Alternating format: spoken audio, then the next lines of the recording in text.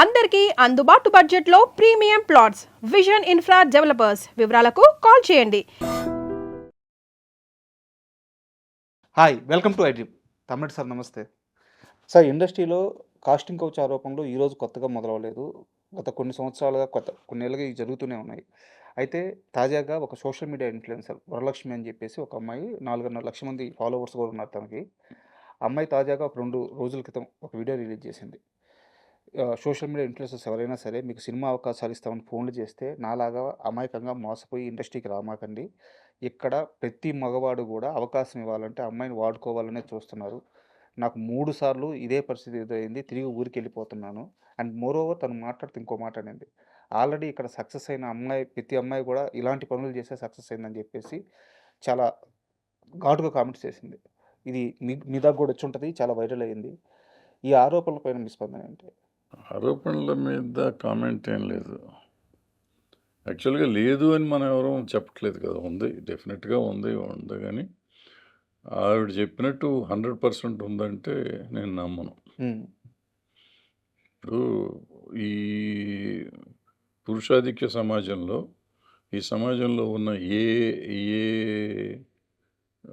వ్యవహారంలో అయినా, ఏ రంగంలో అయినా ఈ అమ్మాయిల్ని ఎక్స్‌ప్లాయిట్ చేయటం అనేది ఉంది. సార్, ఎక్కడైనా కానీ ఈ ఒక సినిమా ఇండస్ట్రీలోనే ఉంది అనుకుంటే పొరపాటు అది. అయితే ఇది మనకు ఎక్కువ ఎక్స్పోజ్ అవుతూ ఉంటుంది. సార్, ఎక్కువ ఎక్స్పోజ్ అవుతుంది. ఈ ఇప్పుడు కొత్తగా వచ్చిన సంస్కృతి మనకి ఒకప్పుడు శీలం అనేది పవిత్రమైంది. సార్, శీలం అంటే వర్జినిటీ చాలా సీక్రెట్ థింగ్ లాగా ఉండేది.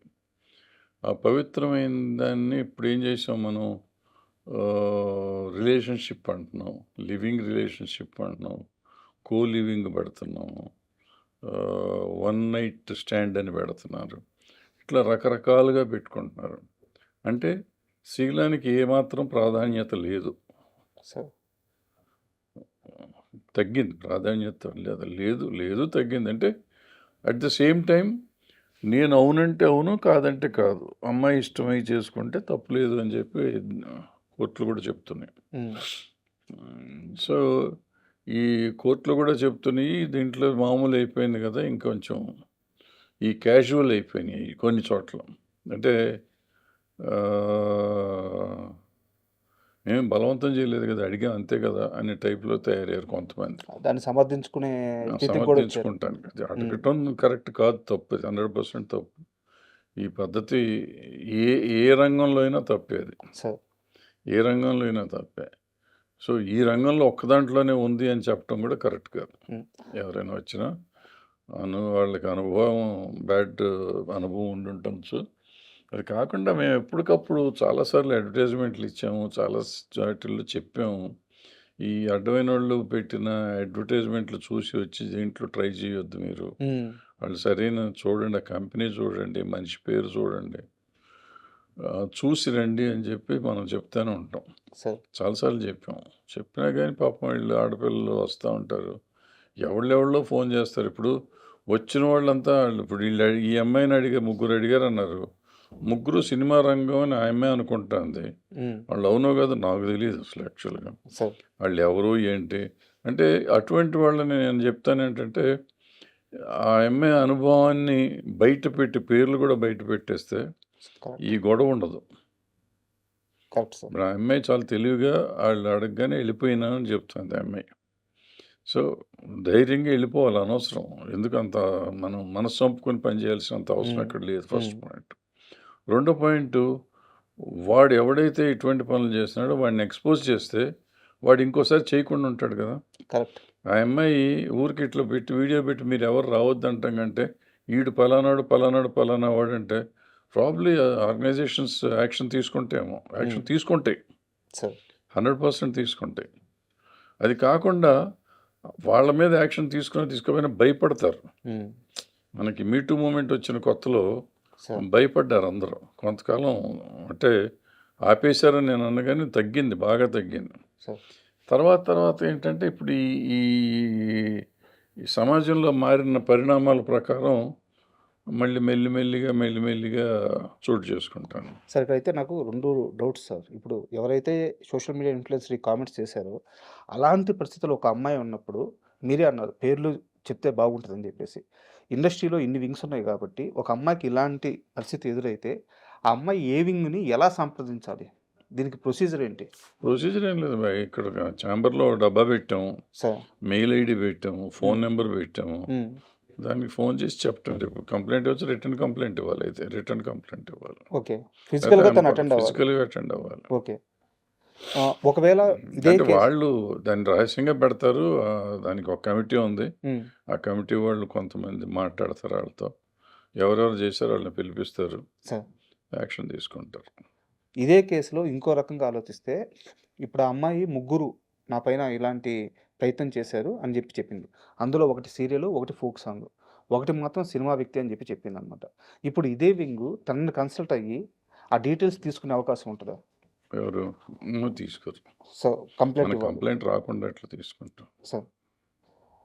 బట్ ఇంకో సైడ్ చూసుకుంటే తెలుగు సినిమా పరిశ్రమలో తెలుగు హీరోయిన్స్ లేరు, తగ్గిపోతున్నారు అని చెప్పేసి మొత్తం ఇండస్ట్రీ మొత్తం ఇదే మాటలు మాట్లాడుద్ది. బట్ ఎవరైనా ఒక అడుగు ముందుకేసి రావాలంటే ఇలాంటి ఒక వాతావరణం మీరే చెప్తున్నారు చాలా ఎక్కువే ఉంది అని చెప్పేసి చెప్తున్నారు. ఇలాంటి వాతావరణంలో నిజంగా తెలుగు అమ్మాయిలు ఒక స్టెప్ ముందుకేసుకేదానికి ఎంత అవకాశం ఉంటది? ఎంత ధైర్యం ఉంటది? అంటే తెలుగు అమ్మాయి అంటున్నది ఏ అమ్మాయికైనా ఇదే పరిస్థితి కదా. ముందు అమ్మాయి అని మాట్లాడుకుందాం సార్. మనం. సార్. ఏ అమ్మాయిని ఇదే అవుతుందిగా. కరెక్ట్. ఇప్పుడు ఆ అమ్మాయి చెప్పిన ప్రకారం వచ్చిన వాళ్ళు అందరూ ఇదే టైప్ అనుకుంటాను. హ్మ్. అయిపోయి ఉంటారు అని ఆ అమ్మాయి నమ్ముతుంది. సో అసలు ముందు ఆ నమ్మకం పోగొట్టాలి. ఇప్పుడు వాళ్ళు ఇటువంటి అనుకోకుండా పరిస్థితి తీసుకురావాలి ఇండస్ట్రీలో. కరెక్ట్. ఇది తప్పు, ఇది జరగదు, జరగట్లేదు అని చెప్పే అంత ధైర్యంగా చెప్పే పరిస్థితికి ఇండస్ట్రీని తీసుకురావాలి. హ్మ్. దానికి ఏం ప్రయత్నం చేయాలనే చూడాలి. అప్పుడేంటంటే వీళ్ళు ఇటువంటి వాళ్ళు పేర్లు బయట పెట్టేటట్టు చేస్తూ ఉంటే డెఫినెట్‌గా వాళ్ళ మీద యాక్షన్ తీసుకుంటారు. ఇప్పుడంటే వాళ్ళన్నా భయపడతారు. ఇక రోజు నన్ను అల్లరి చేసేస్తారు అందుకని చెప్పని ఆళ్ళు ఆ పనులు మానేస్తారు. హ్మ్. అది కాకుండా వీళ్ళు యాక్షన్ కూడా తీసుకుంటారు. మన ఆర్గనైజేషన్స్ యాక్షన్ కూడా తీసుకుంటారు. ఎప్పటికెప్పుడు ఎవరికైనా ఇలాంటి పరిస్థితి ఎదురైతే వారి పేర్లు బయటపెట్టి ధైర్యంగా ఒక కంప్లెయింట్ పేర్లన్నా బయట పెట్టండి, లేదంటే కంప్లెయింట్ అన్నా ఇవ్వండి సార్. డైరెక్ట్‌గా. అండ్ ఇదే ఇండస్ట్రీలో నాకు ఇంకో చిన్న డౌట్ సార్. కోట్ల రూపాయలు పెట్టి బిజినెస్ చేస్తూ ఉంటారు. పైగా కళాత్మకమైన వ్యాపారం.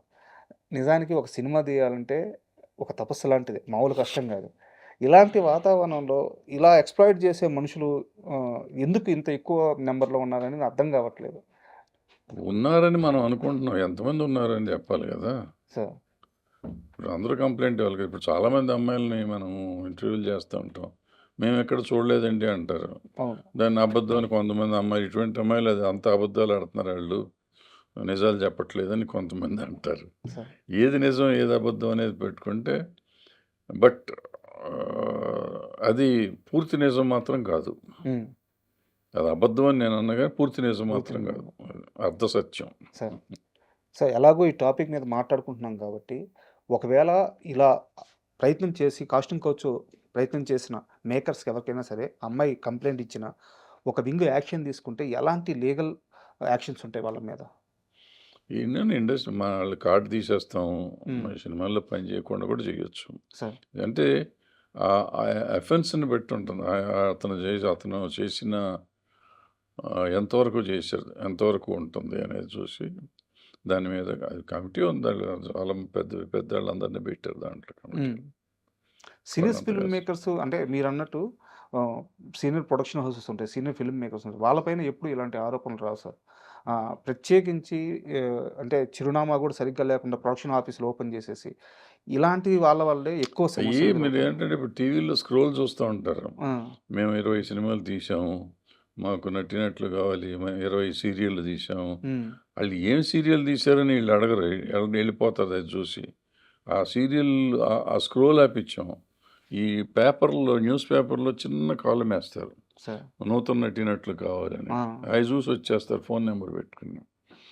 ఇటువంటి మోసగాళ్ళంతా తయారైపోతుంటే వాళ్ళ దగ్గరికెళ్ళి మోసపోతున్నారు. ఎన్ని సార్లు చెప్పినా వినట్లేదు అయి. అంటే వీళ్ళకి ఒక రకమైన మోజు, సినిమా మీద మోజుతో మోసపోవటం అనేది అలవాటైపోయింది. దాన్ని మనం ఎట్లా అరికడతాం? ఆ టీవీలలో మాకు యాడ్ వస్తుంది కదండి అని వేసుకుంటున్నారు. సార్. ఆ డబ్బులు వస్తున్నాయి కదండి. అది మోసమే. నేను ఉన్న రోజుల్లో కొన్ని రోజులు ఆపాను నేను. సార్. అట్లాంటి అడ్వర్టైజ్మెంట్స్ కూడా అడ్వర్టైజ్మెంట్లు ఆపాను. సార్. పేపర్‌లోనూ ఆపాను, టీవీలోనూ ఆపాను నేను. హ్మ్. నేను ఛాంబర్‌లోనూ అక్కడ ఉన్నప్పుడు ఆపిచ్చాను అయి. ఒక సంవత్సరం, 2 సంవత్సరాల వరకు ఆపిచ్చాను అయి. అలాంటి చర్యలు ఇంకాస్త విస్తృతంగా ఏమన్నా ఇప్పుడు ఇలాంటి పెద్దలందరూ కూర్చొని ఏమన్నా అంటే ఇది ఒక వరలక్ష్మికి సంబంధించిందో, ఒక హీరోయిన్‌కి సంబంధించిందో మాత్రమే కాదు. సంవత్సరంలో గ్యాపులుగా ఏదో ఒక టైంలో ఇలాంటి ఆరోపణలు వస్తూనే ఉన్నాయి. దీనికి మీరే అన్నారు. పూర్తిగా ఒక నమ్మకం తల్లిదండ్రులకు గాని, అమ్మాయిలకు గాని ఒక నమ్మకం కల్పించగలిగితే అంటే ఇక్కడ ప్రాబ్లమ్ ఎక్కడొస్తుందంటే, ఈ అమ్మాయి ధైర్యంగా చెప్పింది. చాలామంది ధైర్యంగా చెప్పరు. హ్మ్. అసలు ఈ మాత్రం కూడా మాట్లాడరు. నేనే పేర్లే చెప్పమంటున్నా. హ్మ్. పేర్లు కూడా చెప్పకుండా, మా పేరు రహస్యంగా పెట్టండి. రహస్యంగానే పెడతాం. బట్ విషయం తెలియాలి కదా! అవును. ఇప్పుడు నువ్వు చెప్పేది నిజమో అబద్ధమో కూడా నేను అసెస్ చేయాలి కదా! హ్మ్. నేను అసెస్ చేయాలంటే ఇప్పుడు పలానా వాళ్ళ మీద మీరు చెప్తున్నారంటే, ఆ పలానా వాళ్ళు ఎవరినో పిలిపిస్తాం మేము. అవును. ప్రొసీజర్ వాళ్ళని ఉంటది. పిలిపించి మాట్లాడాలి కదా! నువ్వేమి చెప్పకుండా ర్యాండమ్‌గా వాడెవడో చేశాడు, వీడెవడో చేశాడంటే కుదరదు కదా! ఇప్పుడు ఏం యాక్షన్ తీసుకుంటే ఎవరి మీద తీసుకుంటాం. బట్ ఇక్కడ ఇంకో సమస్య ఉంది కదా సార్. ఎవరైనా సరే ఒక అమ్మాయి ధైర్యంగా ముందుకొచ్చి సరే తన ఐడెంటిటీ రివీల్ అయినా కాకపోయినా, ఒక అమ్మాయి ముందుకొచ్చి ఒక కంప్లెయింట్ చేస్తే, ఇండస్ట్రీ తరువాత కాలంలో ఆ అమ్మాయికి నిజంగా ఛాన్సులు ఇస్తారా? ఈ అమ్మాయితో తలనొప్పి ఎందుకని చెప్పి వెనక్కి తగ్గే నిర్మాతలు కూడా చాలామంది ఉన్నారు కదా! అది కూడా అమ్మాయిలు వెనకడుగేయడానికి కారణం కదా! జమున గారికి ఒక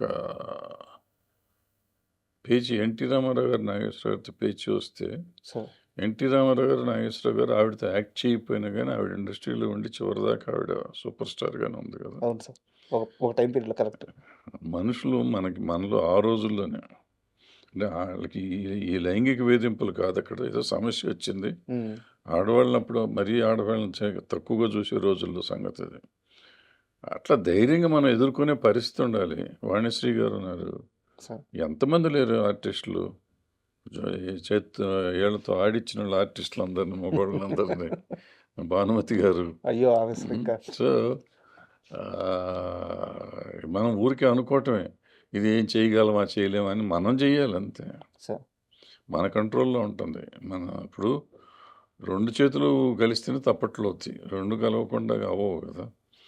అందులో ఇప్పటి రోజుల్లో మరీ ఎక్కువైపోయింది. అప్పట్లో అది బలవంతం చేసేవారు అప్పట్లో ఒక రకంగా చెప్పాలంటే. ఓకే. ఇప్పుడు బలవంతం కాదు ఊరికే అడుగుతున్నారు. సార్.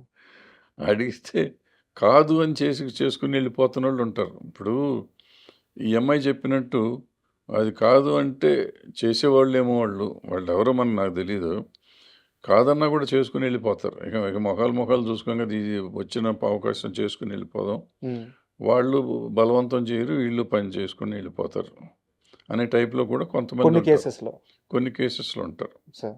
ఎందుకంటే ఒక ప్రోడక్ట్ మనిషిని నేను ప్రోడక్ట్ అంటాం తప్పు ఇదైనా గానీ టాలెంట్ ప్రోడక్ట్ కంటే టాలెంట్. ఒక టాలెంటు లేకపోతే ఒక అందం. ఈ 2 సినిమాకి అవసరం. సార్. ఈ 2 ఉన్న మనిషి నాకు దొరికినప్పుడు నేను సినిమా చేసేది వ్యాపారం కోసం. కరెక్ట్. వ్యాపారం కోసం. నేను వ్యాపారం చేస్తున్నప్పుడు చాలా అందంగా ఉండి, చాలా పొటెన్షియాలిటీ టాలెంట్ ఉన్న మనిషి దొరికితే